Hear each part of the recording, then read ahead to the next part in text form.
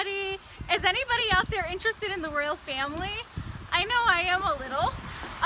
Recently I was looking online and I saw this adorable picture of Meghan and Harry's baby Archie.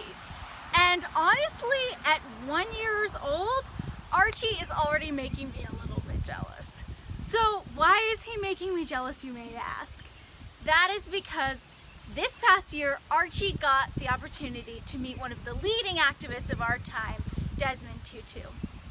Who is Desmond Tutu? He was born in 1931 in South Africa. At that time, South Africa was very segregated. Black people didn't have any right to vote. They had to live in different neighborhoods from white people. When Tutu grew up, and after he graduated from high school, he really wanted to become a doctor, and he got accepted to medical school.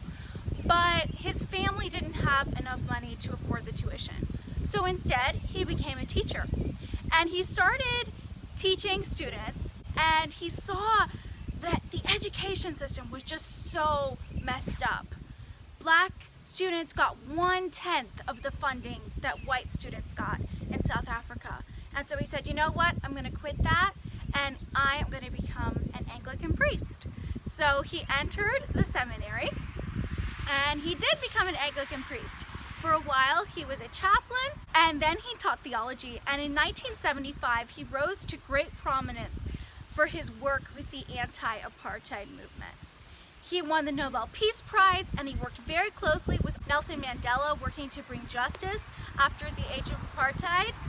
He worked for issues like tuberculosis, HIV/AIDS, climate change, human rights, and nonviolence. He's truly an amazing man, and right now I'm going to tell you the top 5 reasons why I love Desmond Tutu. So number 1, he is one of the most prominent leaders in the fight against apartheid.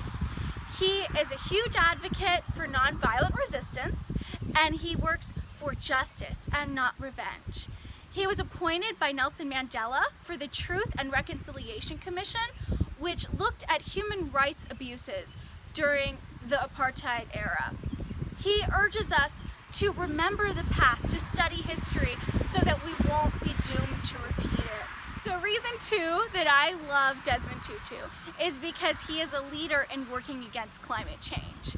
He says that it is today's human rights challenge. It first affects the poor, it affects our most disadvantaged, and as time moves on, the situation only gets worse. So Desmond Tutu says we have to act now, and I'm really grateful to him for that.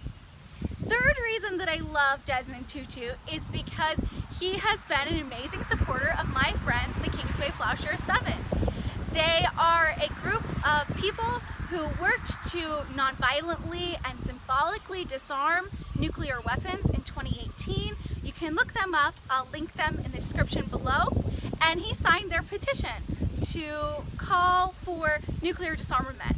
So if you would like to sign that petition as well as thousands of people have done, check below, I'll link it.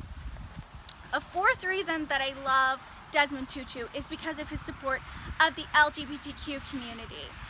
He says that homophobia is as much of an issue for him as apartheid. He's worked for years for people who are afflicted with HIV/AIDS, advocating for their treatment, and he says that equality is essential to human life and well-being. And lastly, the 5th reason that I love Desmond Tutu is because of his commitment to nonviolence. He has been so brave, and he's saved people from being killed in mobs. He's stood between heavily armed South African troops and demonstrators. And when he's done that, he has transformed the situation from one of fear and anger to one of nonviolence and cooperation. One of the main reasons that I love Desmond Tutu is because he has called on us to be brave. He says that we cannot be neutral in the face of injustice, because when we are neutral, we have already made up our minds. He says that we have to confront injustice head on, and that we can't just cooperate with the status quo. So I would like to thank Father John Deere, who gave me an amazing book on Desmond Tutu, and he's also friends with Desmond Tutu. 2 years ago, I was in a Quaker meeting house with Father John and a lot of other people who came to see him speak. And one of the activists stood up and asked him, Father John, how do you stay hopeful? How do you keep going when it gets tough? How do you keep resisting?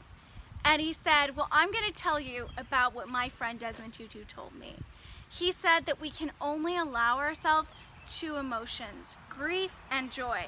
And to be honest with you, when I heard that, I was like, oh, Father John, just as I was getting so good at self-pity and disgust and anger, you're telling me I can only feel these two? That's not, you know. But as I started to reflect on that more, that spring, that really helped my family. Whenever we would feel stuck in a place emotionally, we would go back to that and we'd be like, we can only feel grief and joy. When something is negative, we can grieve over that. And when something is positive, we can feel joy. But a lot of times we waste our time getting bogged down in a lot of other emotions that we just don't need. So I really like to think about that Desmond Tutu said. I'm not perfect at it yet, but I'm trying. And so as I'm wrapping up this video, I would really like to thank Desmond Tutu for his amazing life, legacy, all the work he's done. We love you, Desmond Tutu. And if you liked this video, please click like, subscribe to my channel, check out the Pace Bene Campaign Nonviolence website. We've got a lot of amazing things going on this summer and beyond. And also check us out on Facebook, Instagram, Twitter. We're on all of those. Peace out.